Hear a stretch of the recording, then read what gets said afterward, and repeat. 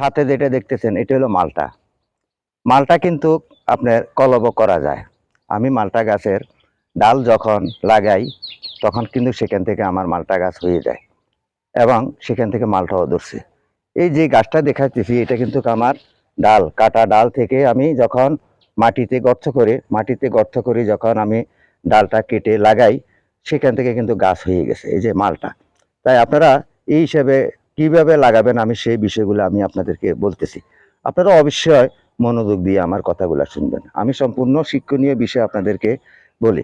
আপনারা মালটা গাছের যখন ডালটা কাটবেন কিভাবে কাটবেন, আপনারা মালটা গাছের ডালটা ৩০ করে কাটবেন। ৩০ করে কাটিয়ে আপনারা মাটিতে একটা গর্ত করবেন, ১ হাত ১.৫ হাত একটা গর্ত করবেন।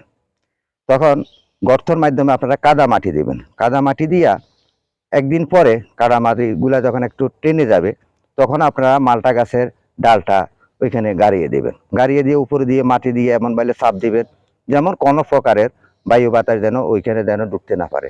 তাহলে এই হিসাবে আপনারা মালটা চাষাবাদ করতে পারবেন। অবশ্যই আপনারা সেখান থেকে মালটা গাছ উঠে যাবে। যেমন লেবু গাছও তাই, লেবু গাছের সিস্টেমটাও তাই। এই হিসাবে আমি এখানে যে মালটা গাছ লাগাইলাম আপনারা সবসময় দেখবেন যে এইভাবে ৩০ করে কাটবেন, এইভাবে ৩০ করে, এইভাবে এখান থেকে কাইটা এখানে আসবেন ৩০ করে কেটে আপনারা এই ডালটা কাদা মাটিতে গাড়িয়ে দেবেন। যেমন এরকম ৩০ করে কাটবেন, ৩০ করে কাইটা ডালটা লাগিয়ে দেবেন। ডালটা লাগিয়ে দেওয়ার পরে সেখানে কোনো প্রকারের বাইরের হাওয়া যেন না পায় এমন বাইলে আপনারা গাড়িয়ে দেবেন কাদা মাটিতে, যেমন বাইরের থেকে কোনো হাওয়া বাতাস না হয় পায় কিংবা একটা দূরত্ব করে একটা কুটা দিয়ে বেঁধে দেবেন। কারণ গাছটার ডালটা যখন দুলবে, দুলার পরে হয়তো নিচের দিকে ফাঁক হয়ে যেতে পারে, ফাঁক হলে কিন্তু গাছটা মারা যাবে, এই গাছটা শুকিয়ে যাবে।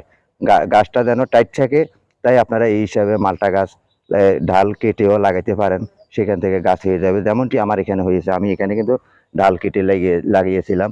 এই ডাল কেটে লাগানোর পরে এখানে কিন্তু গাছ হয়ে গেছে। তাই আপনারা এই হিসাবে মালটা চাষাবাদ করতে পারেন।